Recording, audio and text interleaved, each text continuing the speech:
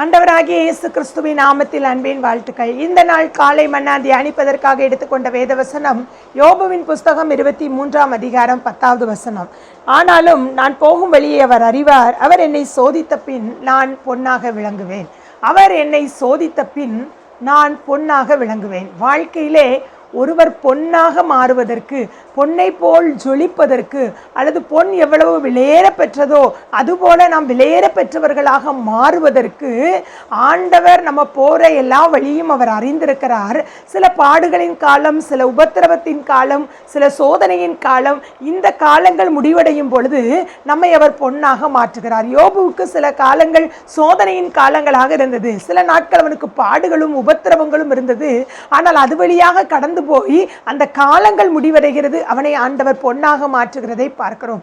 அப்ப இந்த சோதனையின் வழியாக நாம் செல்லும் பொழுதுதான் பொன்னாக மாற வேண்டும். ஒருவர் பொன்னாக மாற வேண்டுமே ஆனால் ஒரு 3 காரியத்தை நான் உங்களுக்கு சுருக்கமாக சொல்ல விரும்புகிறேன். முதலாவதாக, வாழ்க்கையிலே நம்முடைய சோதனைகளை தாண்டி சென்று நாம் பொன்னாக மாறுவதற்கு யாக்கோபு 1:2 வாசிக்கிறோம், சோதனையை சகிக்கிற மனுஷன் பாக்கியவான் என்று சொல்லி. முதலாவது, சோதனையை சகிக்க வேண்டும். சகித்தால்தான் நாம் பொன்னாக மாற முடியும். இல்லை என்றால் அந்த சோதனையிலிருந்து நாம் தப்பிக்கவே முடியாது.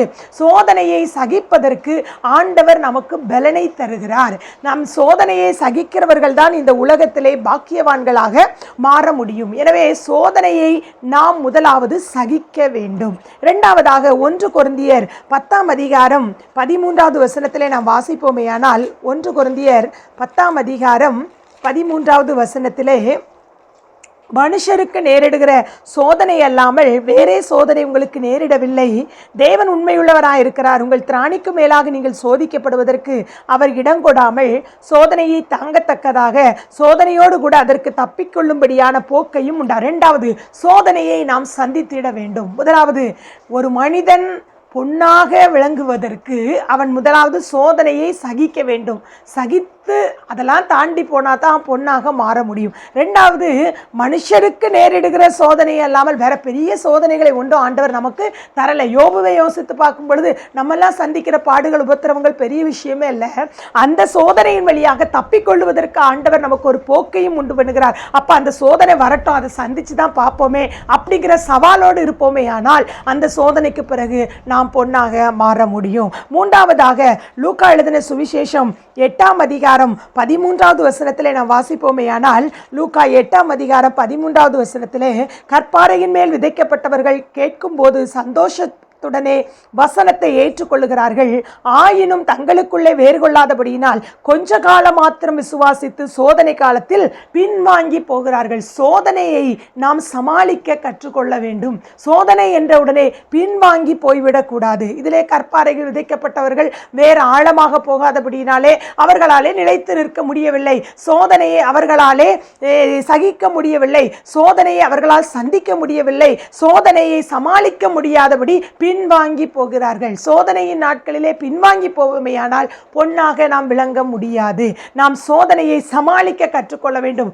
என்ன இந்த பாடு, என்ன இந்த உபத்திரவம், இதெல்லாம் நான் சமாளித்து போயிடுவேன் அப்படின்னு முன்னேறி ஆண்டவருடைய பலத்தோடு செல்லுவோமேயானால் நமக்கு ஒரு முடிவு சோதனையின் காலத்தில் வரும். அந்த முடிவு வரும் பொழுது ஆண்டவர் நம்மை பொன்னாக மாற்றுவார். நீங்கள் வாழ்க்கையிலே பொன்னாக விளங்க சோதனையை சகித்திடுங்கள், சோதனையை சந்தித்திடுங்கள், சோதனையை சமாளித்திடுங்கள். நிச்சயமாக பொன்னாக மாறுவீர்கள். ஜெபம் செய்வோம். நல்ல ஆண்டவரே, ஆசீர்வாதமான இந்த காலை வேளைக்காக உமக்கு நன்றி செலுத்துகிறோம், உமக்கு ஸ்தோத்திரம் செலுத்துகிறோம். ஆண்டவரே, வாழ்க்கையிலே நாங்கள் சந்திக்கிற பாடுகளையும் உபத்திரவங்களையும் பார்த்து என்றைக்கு இது எங்களுக்கு முடிவுக்கு வரும் என்று நினைக்கிறோம்.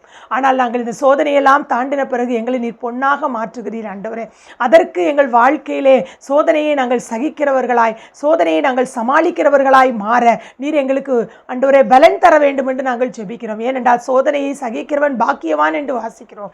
ஆண்டவரே, அதெல்லாம் நாங்கள் சமாளித்து தாண்டி செல்லும் பொழுது எங்களுக்கென்று வைத்திருக்கிற பொன்னான ஆசீர்வாதங்களை சுதந்திரிக்க எங்கள் பிள்ளைகளுக்கு உதவி செய்யும். சோதனை காலத்திலே அவர்கள் பின்வாங்கி போய்விடாதபடி, வசனத்திலிருந்து ஆண்டவரை விட்டு பின்வாங்கி போய்விடாதபடி நிலைத்திருந்து கனி கொடுத்து தேவன் தருகிற நன்மைகளை பெற்றுக்கொள்ள கர்த்தர் கிருபை செய்யும். இந்த நாள் அவர்களுக்கு ஆசீர்வாதமாக இருக்கட்டும். இயேசுவின் நாமத்தில் ஜெபங்களும் நல்ல பிதாவே. ஆமேன், ஆமேன். God bless you. Have a blessed day. இந்த காலை மன்னா உங்களுக்கு ஆசீர்வாதமாக இருக்கும் என்று நம்புகிறோம். இதை கேட்டு பயனடைந்தவர்கள் உங்கள் கருத்துக்களை கமெண்ட் பாக்ஸில் பதிவு செய்யுங்கள். தொடர்ந்து இது போன்ற செய்திகளை கேட்க எங்கள் சேனலை சப்ஸ்கிரைப் செய்யுங்கள். உங்கள் நண்பர்களுக்கு பகிர்ந்து கொள்ளுங்கள். உங்கள் ஜெப உதவிக்கு 9791393596 என்ற எண்ணில் தொடர்பு கொள்ளுங்கள்.